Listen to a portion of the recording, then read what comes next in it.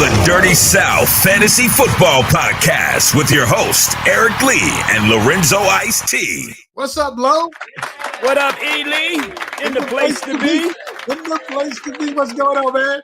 Man, I'm doing good, man. I'm doing good. Glad to hear that. Glad to hear that. We got a lot to talk about tonight, man. That's right. It's a heavy, fully packed show that is loaded with lots of good stuff to talk about. Yeah, we're talking about the Dirty South Fantasy Football Podcast with yours truly, E. Lee, and my man who? I'm the LIT, the CIT, always on fire. I stay lit. Yeah. And of course, if you're catching us right now live, feel free to hit us up in the chat. We'd love to know who's out there. In addition to that, if you're catching us on Facebook, make sure you hit the like button. If you're catching us on YouTube, hit the subscribe button, and always share. Yeah. All right, let's get right into it, man. I was over here. Look, if you saw me turning, I was looking at my friend MJ McCosta. Acosta on the NFL Network. So all right. See what she had on tonight. So sorry about that. Look, ain't nothing wrong with MJ. That's right. Nothing wrong with him. So let's get right down to it, man. Right into football news, man. Look who's back. Yes, he is back. And I have him on my squad, and I'm kind of torn whether or not I want to start him this week. Speaking of, look at the ticker. Should you start Deshaun? Yeah, it's like you don't know, but the best thing that's going for Deshaun Watson this week is that he is playing the Houston Texans. Revenge. So they're basically labeled the worst team in the NFL right now. But I don't know. I think they're gonna be a little motivated, and it's gonna be interesting seeing how he responds to playing in Houston because it might be similar to when LeBron went back to Cleveland. What it's going to be like in that stadium on Sunday. Oh, yeah, it's going to be crazy. Yeah, but there are a lot of people that drafted Deshaun and kept him on the bench just in case he got into the league. And we're getting really close to playoff time. So the question is, how much rust is going to be on this dude? Yeah, well, actually, you got to compare it to the quarterback that you already have on your roster. As for me, I was one that drafted Deshaun Watson. I believe it was somewhere in the 6th, 7th, 8th round. I decided to take a flyer because I missed out in our draft on all the elite quarterbacks. So I basically said, okay, well, listen, man, I may have to just really draft towards the next year because we were at that time, we didn't know whether or not he was going to play. So I picked Kirk Cousins, but then I still have Deshaun Watson. So it all depends on whether or not I make the playoffs and how is he going to look in week 13, 14, 15 going forward as we get ready for our fantasy football playoffs. Absolutely. So if you're playing fantasy football, be it Dynasty, standard PPR, if you're doing the Superflex and you've drafted Deshaun, are you going to start him this week? If you are playing fantasy football, do you start Deshaun? Hit us up in the chat lines and let us know what you think about it. Before we go on to the next portion of the podcast, we've got a special guest that we got to invite into the studio. This young lady is big time in the Atlanta area. She's blowing up all over the world right now. She does a whole lot. As a matter of fact, she does so much. Tanitra, let everybody know what Tanitra Batiste does. Oh dear, what's happening, everybody? So thank you guys for having me. Appreciate you for that. Of course, probably the number one thing these days is my own podcast. It's ATL Day Ones. It's a part of the Tegna Locked On Sports Network. And we talk, of course, about Atlanta sports, but we also talk a little bit about the culture and pretty much anything we want to talk about. That's kind of the freedom of having this particular podcast, but also, of course, with 92.9 The Game, our sports station here in Atlanta, anchor, report, and host, and then do TV sideline reporting for our G League team for the Hawks, and some color commentary for Black college football for ESPN. So, and we're HBCU grads, Lorenzo and I. So we love about that. Before we get too deep into a lot of what you do and get into a whole lot of conversation with you, Tanitra, we do this thing called putting folks on the hot seat. So people know a little bit about who you are. It's just 6 questions. Okay. I'll ask something simple like Coca Pepsi. You decide whichever comes to mind first. There's no right or wrong answer to this. Are you ready? Let's go. set, go. Feel the burn. You're in the hot seat inside the Dirty South Fantasy Football Podcast. Okay, Patti LaBelle or Gladys Knight? Oh, Patti LaBelle. Okay. They should have just stopped at Patti LaBelle. There shouldn't have been an or. Okay. Fred Sanford or George Jefferson? George Jefferson. Okay. Again, there shouldn't have been an or. All right. Tony Dungy or Mike Tomlin? Ooh. Oh. Man, you know I'm a diehard Steelers fan. Like, Hey. but listen, okay, real quick, how much time do I have? Like 30 seconds here. My whole family was so excited when Tony Dungy won that Super Bowl that we literally sent him a card signed by everybody in my family and a gift. Okay. That's how much we love Tony Dungy, right? Mm-hmm. But You only got one choice. Yeah, I'm still a nation, so I'm gonna have to ride or die with my guy, Mike Tomlin. Okay. UGA or Georgia Tech? Well, they hired Brent Key today, so that's a good look for Georgia Tech. I think they did the right thing. But listen, I think Georgia is basically running their way back to a national championship. It's just a matter of who's gonna stop me, boo. So I'm just gonna go with All right. Shanae and on Martin or Wanda on Living Color? You know, I think I'm gonna go with Wanda. Okay. I'm gonna go with Wanda because All right. I felt sorry for Wanda. Like I wanted to really hug her. I just thought she needed Shanae, I just wanted to beat her down. Okay. Last one. Miss Pac-Man or Gallagher? Ooh, since I don't know what the hell Gallagher is, I'm gonna go with Pac-Man. How could you not know what Gallagher is? Oh man. You have survived the hot seat. Congratulations. So let's talk about a little bit what's going on in NFL. We just talked about Deshaun Watson. What do you think about his return?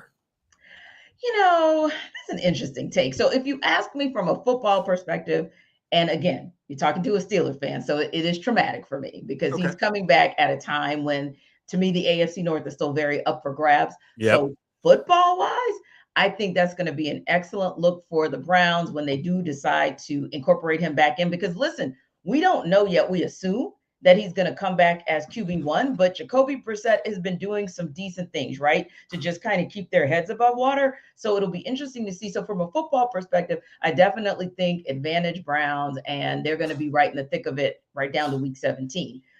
Now, that's a professional space. The personal space, ooh, child. You know, Houston is a very, very conservative place. And so good luck to that dude for what's going to happen to him. Mm-hmm. I hope that he gets out of Texas with his life intact. Now, Man, they're going to drag him. They're going to drag him. Oh, yeah, they're going to drag him. Tanita, you usually play fantasy football, but you have been so busy this year. You neglected to play this year. But when you do play, what's generally your strategy when you're drafting? Patrick Mahomes. That's my strategy. Where's Patrick this week? What's Patrick? Patrick? Oh, who's Patrick? That's it. Okay. That's it. That's my strategy. That's So the strategy. But me, I try to look at the matchup. So legitimately, when I was playing, I would try to look at matchups. For example, this one, like this week, depending on what Kevin Stefanski said or what he kind of intimated, as far as whether or not he would play Deshaun Watson, I probably would go for him. Because I also think Deshaun Watson, though, you know, he may be a little bit rusty, if you will. I think he has something to prove. I think he wants, because you know how we always say that winning absolutely is the panacea for everything. So I think this guy just wants to shut people up, at least about what's going on still with him personally, by just doing what he does on the field professionally. So honestly, they're playing the Texans. I still might actually go with him. That might be my choice. But yeah, it would be no different than this week. No offense, but case in point, Najee Harris obviously is dealing with an abdominal injury. If he was not injured, he would be my choice, no doubt, because we all know what the Falcons run attack, you know, what their run defenses looked like the past couple of weeks. So I would have gone with him. So yeah, I just kind of like to look at the matchups and just kind of see what is the defense kind of giving the offense and vice versa, or if it's going to be a tight game, whose kicker is going to make the difference, like, you know, we've seen so many times this season, even with, like I said, the Falcons. Okay, good stuff. Shout out to Lakers all day dope. Watson's going to have 3 touchdowns. Anybody believe that? I know Lorenzo's looking for it. Well, you got to consider he's probably going to get 2 of them running. Because you guys, they're going to have a little problem with some chemistry out there on the field, some way, form, or fashion. You know, the time is going to be an issue. So, and then, you know, the Texans do have a little bit of a pass rush. They can get some pressure up front there. Their front seven is decent rushing the passer. They can do that. Stopping the run will be a problem. And you have Nick Chubb. So the Cleveland Browns will probably run the ball a great deal, play action, try to go up top to Amari Cooper. If not, then he's going to run. He's going to run. And get a lot of fantasy football points that way. Yeah, I was thinking the same. Like, you have a quarterback that you can actually use an RPO on, and you can use that to perfection. And I think when you're using that RPO, coupled with the fact, like you said, you're using Chubb, that'll give him an opportunity to kind of get his sea legs back under him. And then once you lull the Texans defense to sleep with your run game or with RPO, then he'll do his damage. And like you said, Amari Cooper and company are down the field, ready to do the rest. Yeah, and the Texans have only given up 10 passing touchdowns this season. So their pass defense is pretty much intact in between the 20s. It's in the red zone where they kind of like, make it difficult for the offense. Mm-hmm. All right. So let's talk about some things that happened in the NFL in terms of the injuries. This man right here. Oh, I watched him. Oh, my thumb. My thumb hurts. Actually, man, Philly was putting it on him. They were putting him on him. They put him on the ground a couple of times. So when he stretched his oblique. Yeah. I think it was ribs. His ribs. Yeah, he literally wasn't sure if maybe he had broken some ribs. He didn't know what was going on. He actually thought at one point as well that he'd punctured a lung. It was pain was that intense. Well, he was afraid that it would happen, so that's why he wanted to come out of the game. Mm-hmm. Yeah. Hey, but Love came in and did his work. Yeah, I thought so. And it was one of those things very interesting in watching that broadcast.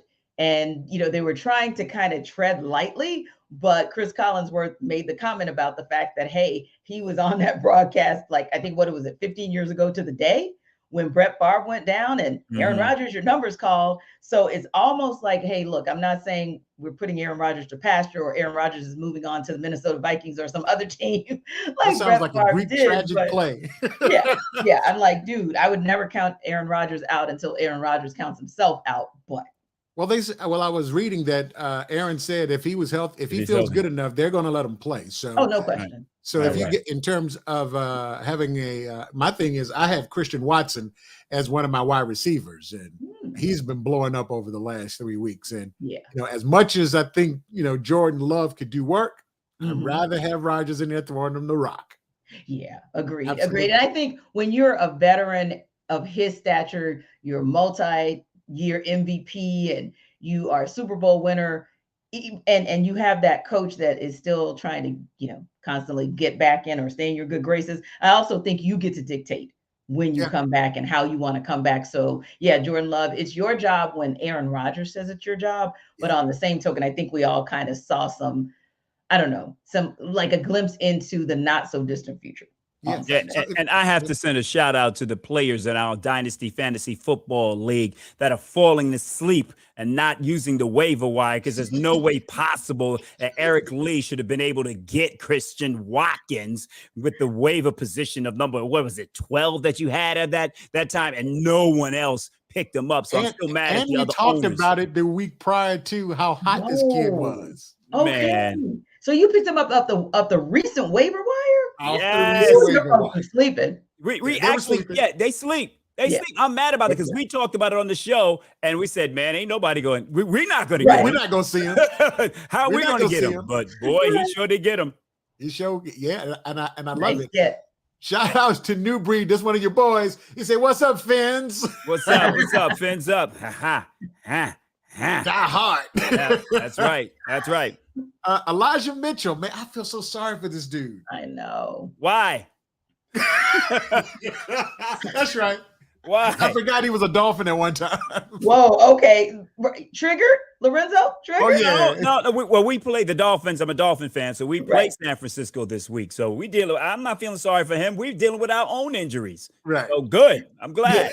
Yeah. Mostert will be back this week, okay? So I'm So if you actually had Elijah Mitchell, don't start him against the Dolphins defense. Do not do that. Well, they got Jordan Mason. He's the backup. So if you lost Elijah, pick up Jordan Mason. He's a good pick. He looks like he's going to be starting this week. Oh, man. Don't start him against the Miami Dolphins run Don't start defense. against the Dolphins. Don't do it. They stopped the running backs. Okay. Now, they're rushing. When you look at statistically, they're not great against the run, but that's because they've given up a lot of rushing yards to quarterbacks who've ran on them, like Lamar and Justin Fields. So, but against running backs, they've been shutting down running backs. So I wouldn't. Okay. But, I mean, Christian McCaffrey, that's a no-brainer. You have to start him because he'll catch the ball out of the backfield. Sure. But, any of the others, I wouldn't do it. Okay. Let's talk about some dynamic performances. This gentleman right here. Yeah. Smoke. He was smoked Sunday night. Jalen Hurt ran for 157 yards? That's crazy. Yeah. And here's the thing too. And I just have to throw this out there for Jalen Hurts because I know, he's of course born and raised in Houston and folks that know him personally rave about him. And I think what doesn't get spoken about oftentimes is the decision making that has improved across time. So, the fact that he's more accurate and the fact that he's more efficient in his ability as a passer and even making smarter decisions as a runner. Because I don't know about you, Lorenzo, I don't know about you, Eric, but there were times when he took off and I said, man, am I excited about how he's looking, how he's approaching the field. He's not approaching it like a Josh Allen or Lamar Jackson. He's looking at it from the perspective of, yep, I'm going to slide. I'm going to do my baseball player slide, or I'm going to get to the sideline because I know I need to preserve my body. So a lot of what we've seen in the evolution of Jalen Hurts now that they've put some pieces around him, and also it seems like the offensive coordinator and the offensive coaching staff, the QB coaching staff, they all understand who he is and what he can do. He's also becoming that much better of a decision maker. Now, I say that to say this. He already had high football IQ to start. Okay. People forget the decisions he made at Alabama and Oklahoma. He didn't just lose that when he came to the NFL, but I do think when you put pieces around him and you understand what he can do, then he can also show you more of that football IQ that I thought was on really great display Sunday night. Yeah. Yeah. And it's crazy because, I was a little weary. I wouldn't, if I had to do the draft all over again, I probably would pass on Hurt because, like you said, I didn't know outside of running the rock, could he actually get the rock down the field? But he's definitely QB1 now. Your thoughts, Lo? Yeah, I mean, I'm just a little nervous about him running, and how long will he be able to keep it up? We were saying the same thing about Justin Fields. It seems as if he's finally arrived, and then look what happened. On one play, he separates his shoulders. So can he maintain this style of playing football? It's going to remain left to be seen. But and going into the playoffs, it's going to be a little more difficult. You're going to have to run the rock more so with your running backs as opposed to him running the ball a great deal. So you're just nervous about him being able to continue this way of playing in this style going into the playoffs. Absolutely. So if you're checking us out right now, we're live on Facebook, Twitch, as well as Twitter, as well as YouTube. Hit us up in the chat. If there is a question that you have, it seems like we've got questions coming in now about your lineup. We're going to address that in a few seconds because Let's do that. We're going to address. Got a couple of questions in the chat about their lineup. If you've got a question about your lineup, definitely put it in the chat. And if you're checking us out on Facebook, do hit the like button. And if you're on YouTube, actually do that subscribe button and then share. Speaking of running, has he stopped yet? This dude right here. He's not running right now. He's not running in practice. I think they shut him down. Shut him down. Hey man, he earned that. He earned that for sure. Yeah. Josh Jacobs, 229 yards running, 74 yards receiving, a total of about a little over 300 yards. One man. Yeah. So my first question to you guys is, okay, who has him? Whose roster is he on? That's Eric, you didn't have him, Eric, right? Do you have him? Oh, yes, I do have him. Okay, that's why that's right. I went to check. That's why I scored 200 points this week. He 200 points because you had him. Yeah. And Eric has been upset with him all season long. I've been woo. Yeah. The last 3 games, I'm sorry, Josh. I shouldn't have said the things that I said. I'm okay with you now. No, that was an excellent game because I have Kenneth Walker the third, so I was watching that game, hoping that Kenneth could give me enough points so I would win my game. Unfortunately, I did win my game, and I am 7-5, and Eric, you are 8-4. So we're doing well at this particular time. But now it just seems, now it seems as if those selections that you've made the draft picks and the free agent signings that you've made over the past few weeks are starting to show up and show out. And that's what's very important when it comes to fantasy football, staying consistent and picking the right players and putting them in your lineup at the right time. Having Christian Watson and Josh Jacobs at the same time wasn't a bad look this week. Yeah. I think Christian has scored like 25 points for 2 consecutive weeks or 3. About 3. Because he had like 3 touchdowns 1 week. I was like, this dude is on fire. Wow. Yeah. Speaking of coming back, you think he's got some rust on him. You think he's going to come out there and show out this week? Talking about Jamar Chase, because a lot of people were sick when he went out because you expect 25 to 30 points every week from Jamar. Indeed. And you guys do know I'm originally from the New Orleans metro area, right? And you guys do know I think everything in Baton Rouge is a beautiful thing and they're all brilliant and all that other stuff. So I'm always going to give deference to and preference to Jamar Chase, especially because the one good thing about him coming back, assuming, the positive, is it's like clockwork for Joe Burrow and him. So there's going to be no drop off, if you will. So, I love the fact that he's coming back. I think it's going to be good. Now, the other piece there is this, and I guess it depends on which week, it feels like, in my opinion, but let's not act like the Chiefs secondary. Right. They're world beaters. Right. So, right. They're just going to outscore you. Yeah. They're going to outscore you, if anything, but that actually could bode well in the favor of whomever has Jamar Chase on their fantasy team, because if it's going to be that kind of scoring duel, then the advantages to that person as well, because I feel like it could easily be like a 38-35 type of game. And I could see Jamar Chase easily having 2 or 3 of those touchdowns in that game and having, 100-yard plus games. So I think that if you can get him, if you don't already have him, get him. And if you already have him, I think it's going to be a field day, because again, I wouldn't exactly call them world beaters in the Chiefs secondary. Just saying. Yeah, that is true. But Kansas City is going to be very, very motivated because they remember what happened last year. So they've got something planned to do something to Chase because of what happened last year, and it's revenge basically for Kansas City. Right, knocked them out last year. Right, and I hear you on that one, and I thought about that as well. But I still think that there are just some holes in that secondary, but just like you're talking about, where the Chiefs are in terms of their revenge, you've got to think as well. The Bengals are starting to trend up. They're really, really starting to get back to the Bengals that we saw in the second half of last season. So I think you're kind of meeting sort of 2 heads of steam, and it'll just kind of depend. I almost feel like whoever has the ball, final possession, that's probably who's going to win this game. But again, I think it's going to be like a fantasy football field day, regardless of which side of the fence you're on, because I just think they're going to run up the scoreboard. I think Mixon is definitely going to have to be active and playing in this game for Cincinnati to be able to run on all cylinders. Ryan, he's okay, but he's not Joe Mixon. Yeah. Look, well, we got to the part where there's some folks that want to know how to set their lineups, and I think we should help them out. Let's get it right to it. Questions about your lineup? It's time to start them or sit them on the Dirty South Fantasy Football Podcast. All right, question here. What you laughing at? You thought we were playing, Tanitra? I love the voiceovers. They're giving me life.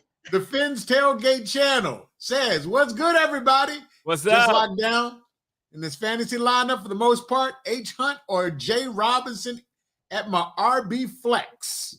Also hit the like button. What's up, everybody? To see who these people are playing. It's Tuesday, and a lot of times you haven't really looked. Hunt? Oh, yeah. Talking about Kareem Hunt? Man, nah, don't go with Hunt.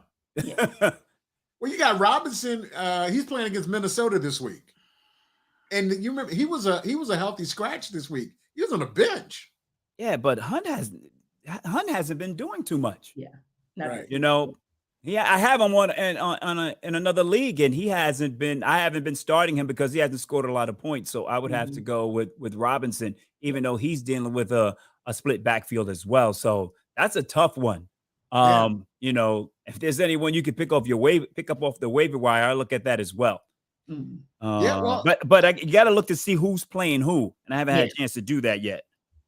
Okay, so I was thinking about that as well. Just and again, remember, my thoughts are a lot of times what's going on here in Atlanta. Right. And when you look at the fact that the Falcons gave up 172 yards, and I do know we're talking about, you know, running back by committee with a very healthy Brian Robinson returning for the Commanders last week, right? But the Commanders netted 172 yards running back by committee against the Falcons. The Steelers netted 172 yards running back by committee against the Colts. And Benny Snell did a lot of that once Najee Harris went out. So when you're talking about somebody that you might want to flex up based on the defense that they're going against, I'm just saying, Falcons run defense, suspect. Yeah. I'm not sure who the other running back was. I looked at Kareem Hunt. They are playing Houston, who is not one of the best defensive teams against the run, but Kareem Hunt has last 3 games, 2 points, 7 points, 3 points. But that is against Miami, Buffalo, and Tampa Bay.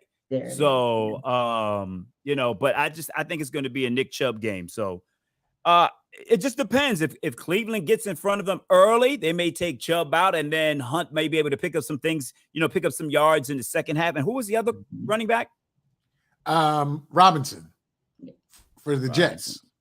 But I don't know. I was thinking Washington. But the thing about it is for the Jets, Brian Robinson, if you don't want to go with Robinson because he was a healthy scratch last time. Yeah. So the running back that's getting all the traction is Zonovan Knight. He's the cat that everybody's talking about. He got 12 fantasy points over the weekend. So if you're asking us, well, if you're going to pick between the two, I'd go and pick up Zonovan. But the Jets are playing Minnesota, right? They're playing Minnesota. Yeah. So that might be tough. Let's get to the next question, though. Well, actually, that was the last one. Okay. Yeah. Okay. So we only one that came in today. So, but definitely, when I looked at the and for the folks that are not paying attention, you better pick up Zonovan because if you don't, I will. Man, it's almost 30 minutes already. That was fast to me. So I told you it wasn't going to be long. So, but who's on your roster that you would want to drop for him? You must have you must have had a sorry bench. Oh, yeah. I can tell you exactly who's going to. I can tell you. I'm like, you're not even. It's like, who are you going to drop? I dropped F. Moreau, the tight end for Las Vegas. Okay. Vegas. Yeah, I dropped him. Right. I just need insurance. Yeah. I just need insurance. Okay. Because I was thinking maybe as you should have, but okay. Yeah, I just needed some insurance. Yeah. So Tanitra, let everybody know how they can reach you through social media. Oh, yeah. Very simple. At Tanitra Batiste. The end. Okay. Everywhere you go. TikTok, IG, Twitter. It's all the same. Okay. Hey, and E, let's get her in the league next year because we got a couple of owners who are not showing up. Who's outside of Patrick Moton? Do you remember Patrick, Tanitra? I do. Patrick is 0-4. He hadn't won a game. So I ain't gonna call them out, but you got a couple of owners that are not even setting their lineups, and you got a couple of people that are not even doing waiver wires right now. So that's something we'll talk off the air. Off the line, but 16 teams and only 6 playoff spots. Yeah, it's rough. It's rough. That's not right. You just can't roll up on our league. That's not right. You go to the playoffs. That's not fair. Me back on. He's been trying to get me back on the good foot. So maybe once the dust kind of settles with some things, maybe I'll be able to get back on next go round. All right. The NFL has 32 teams. They got 14 teams in making the playoffs. You know what I mean? I'm in a 14-team league and 8 teams make the playoffs. 12-team league, 16 makes the playoffs. We got 6 making the playoff and 16 teams with 2 owners that ain't even doing nothing. We gotta see. The thing about it is, Tanitra, the winners of the conferences become the competition committee, so we can vote on that at the beginning of next season or prior. So you can vote them off the island. Yeah, and then you got division winners like the Tampa Bay Buccaneers. They're gonna have a losing. Have a losing record and make the playoffs. Right? I'm saying here, does anybody want to win the NFC South? Anybody? I know, right? That is terrible. That was right. That was a part of the show. We never got to it, but right. Does anyone want to win the NFC South? Because right now everybody's under Yeah. 500. Yeah. But in the NFC Beast, everybody's over 500. Yeah. Yeah. I love. As well as the AFC East. I ain't gonna leave you out, Lo. All right. I don't got to say anything. I heard, especially on this channel, the Miami Dolphins are sitting back here like, yeah, okay. All right. Yeah, all right, Dolphins are it's for real. competition in that AFC East. That is not a foregone conclusion. People loved. I was having that conversation a couple nights ago where someone asked, okay, NFC, it seems like it's going to be the Eagles. Not that there's not competition, but it seems like they're the forerunners. But in the AFC, it's going to be the Bills. Says who? Says who? I said the AFC to me is way more of a top. Yeah. I absolutely think the Dolphins are right there. And when you start thinking about players coming back from injury, I just feel like that conference is way more of a toss up at the top. So I keep hearing people say that players are coming back from injury. And I just have to say that there's really the two players that we need coming back from injury. There's actually three. Teron Armstead, that basically he got hurt this week. And then Austin Jackson. So those are our two tackles. And we're getting ready to go on a 3-game streak where we're playing games on the road against San Francisco, San Diego, and Buffalo. And not having those starting tackles is making me very, very concerned. So this stretch of games is going to be quite interesting. So we hope we can get those tackles back. But he's on a milk carton right now. He has been missing. Byron Jones. Where are you, Byron? Byron Jones. I saw you post that guy on a milk carton, dude. And can you show up if we can get another literally corner put him on a milk carton? We did. They put him on a milk carton. Brother is made of milk box material, man. And I sent it to two of my friends, Patrick Surtain and Sam Madison of the Miami Dolphins, and I sent it to them, and they both gave me a LOL. They laughed out. Yes, but you're not answering my questions. Right. Those are coaches on the Miami Dolphins staff. For the viewers. So we have no answers about Byron Jones as of yet. So how can they find you, Lo? Oh, they can find me on Star 94.5 Monday through Friday, 3 to 7, and on Hot 105 Saturday night, 6 to 10. And of course, you can find me on IG, Lorenzo Ice T, Twitter. Well, I don't even know if we should mention Twitter anymore, but I still have I got you following on Twitter at Lorenzo Thomas. Eric, where can they find you, E? They can find me at Dirty South FFL on Twitter. They can catch me at 100 Hip Hop and R&B on the Odyssey app. Check me out each and every weeknight, and of course the weekends, and we do the big old house party every Friday night with DJ Ebony. So we're always available. We want to thank everybody that checked out the Dirty South Fantasy Football Podcast. Tanitra, thank you for making the show so much better. I appreciate you guys for having me. Hope I can come back, and the next time I hope I come back as your competitor, because I'm just going to go ahead and put it out there. I'm winning. When I come back, I'm coming for blood. Just all right. I like that. Carl Duke said the same thing. Oh man, so we'll see you guys next Tuesday night, same place right here, each and every Tuesday night, 8 to 8:30 fantasy football talk right here. Take care, you guys. See ya.